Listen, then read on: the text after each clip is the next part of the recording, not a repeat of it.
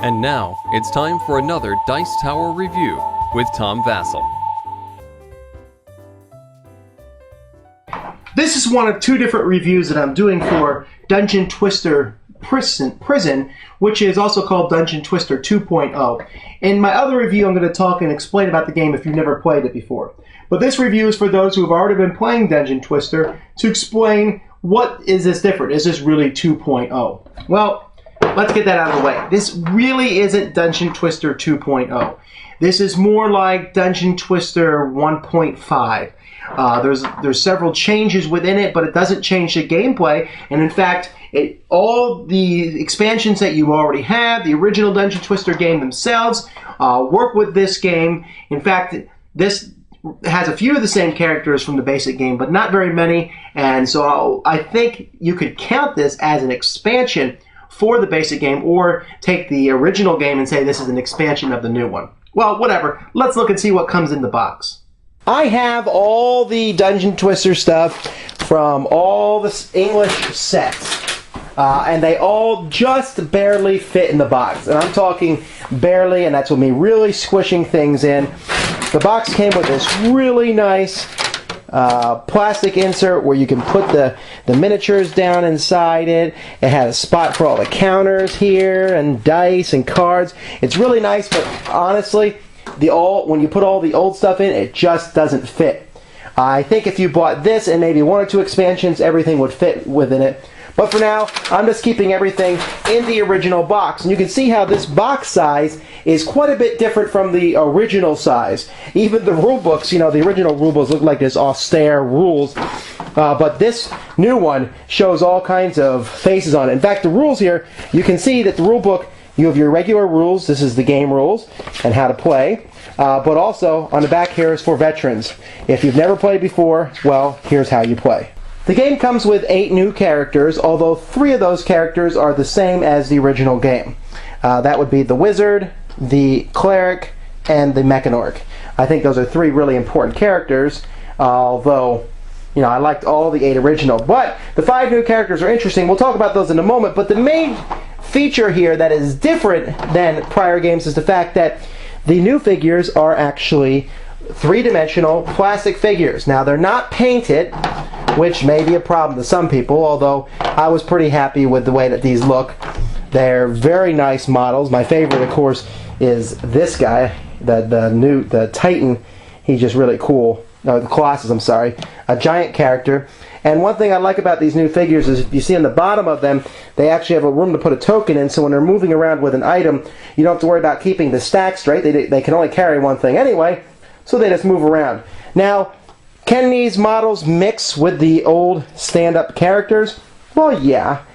They fit on the same board. It's going to look kind of weird, and honestly, when I play this, we usually play with either the figures or these, and who knows, maybe they will release the old ones as figures. I know they released them as metal figurines. Now, the figures aren't painted, but I don't think that's that big of a deal. You can paint them if you want to, or you can leave them as they are. For me, they're easy enough to tell apart right now, at least. One thing that Dungeon Twister Prison does well is that it has a card for each character explaining the stats of that character and how that character works. That's really nice. I wouldn't mind if they released a pack of these cards, because if you've played the game before, you know that even though the original player's guide comes with the board comes with the original 8 characters, if you play with expansions and you're looking through all the different rule books to find it, these cards would make life a lot easier. So I'm assuming that they'll be in each of the expansions.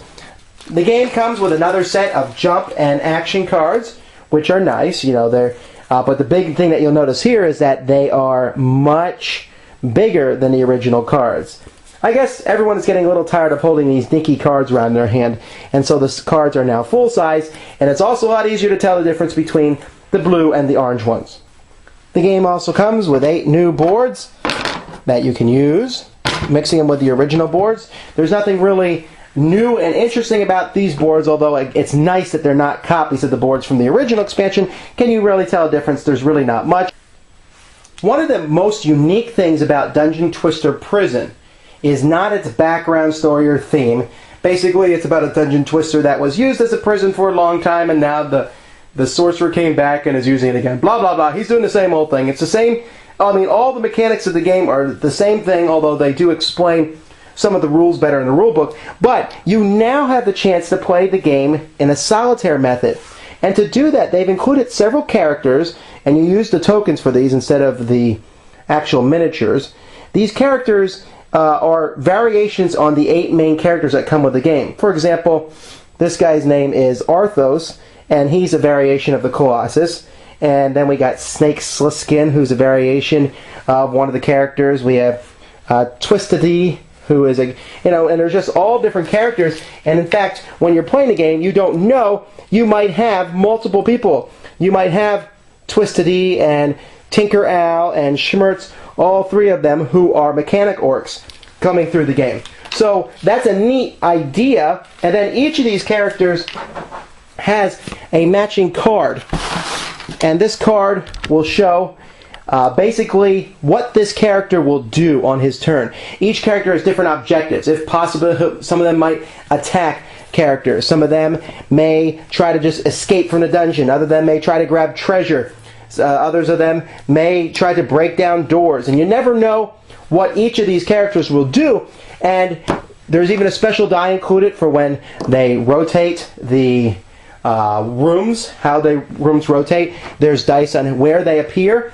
And what's really interesting is you can pick a level of how you want to play the game. So let's say you pick green level. If you pick the green level here, anytime you play a card that shows that green symbol on it, then a monster of that type is activated.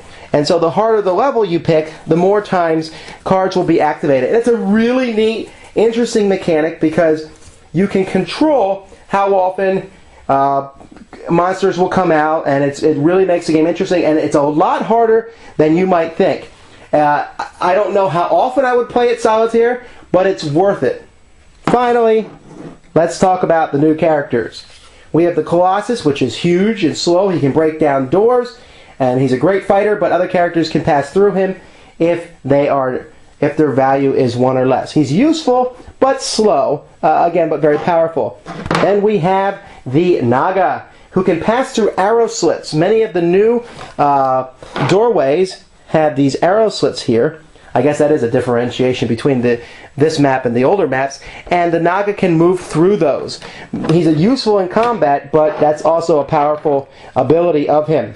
Then we have the Telepath, who can force the opponent, basically, to play a combat card of their choice.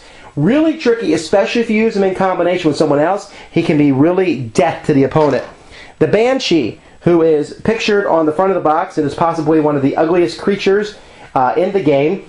The Banshee is, for 2 action points, they can push someone one direction, which can be really bad if there's a trap in a direction, or a dragon. Think of the combinations you can use the Banshee for. And then there's the Backstabber, who, shockingly, gets a +2 when they're engaged in close combat and someone else is helping them.